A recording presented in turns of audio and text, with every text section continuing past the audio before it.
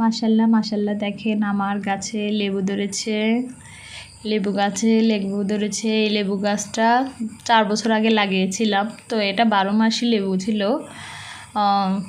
লেবু গাছ ছিল, তো লেবু ধরছে 2 বছর খাইতেছি। মাশাল্লাহ অনেকগুলো লেবু ধরছে। পাশাপাশি একটা আম গাছ রোপণ করেছি, একটা না অনেকগুলি আম গাছ রোপণ করেছি, তো একটা মাত্র বেঁচে আছে।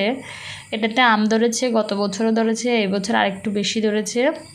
তো আমগুলো কী জানি খেয়ে ফেলতেছে, অনেকগুলি আম নষ্ট হয়ে গেছে। তো আমি এখন আর অল্প কয়টা আছে এগুলো নিয়ে নিচ্ছি। তো কে কে আম খেতে পছন্দ করেন? কাঁচা আম তো আমার খুবই পছন্দের। কাঁচা আমের ভর্তা কিংবা জুস, শরবত বলেন, জুস বলেন, যেটাই বলেন, শরবত খেতে ভালো লাগে। তো আপনারা কারা কারা পছন্দ করেন এই কাঁচা আমের শরবত বা কাঁচা আম খেতে? সিজনালি বা মৌসুমি ফল হচ্ছে আম। আমাদের নোয়াখালীতে এখন প্রায় আম শেষের দিকে, সবারই কম বেশি শেষ হয়ে গেছে। যারা আমার মতো 12 মাসে কিছু গাছ রোপণ করেছে তাদের হয়তো কিছু আম এখনও আছে। তো এই তো আমি নিয়ে নিচ্ছি গাছ থেকে। মোটামুটি দেখেন, এটা খুবই সুন্দর লাম্বাটে। এই আমটার নাম কি আমি জানি না, আপনারা যদি জানেন অবশ্যই কমেন্টে জানাবেন। এই আমটার মাশাল্লাহ দেখেন আমগুলির সাইজ। নিজের গাছের যে কোনো জিনিস খাওয়ার মজাই অন্যরকম।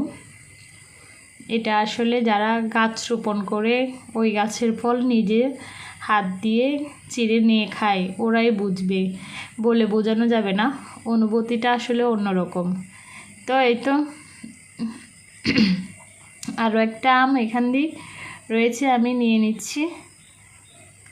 দেখেন এটা একটু হলদে কালার হয়েছে।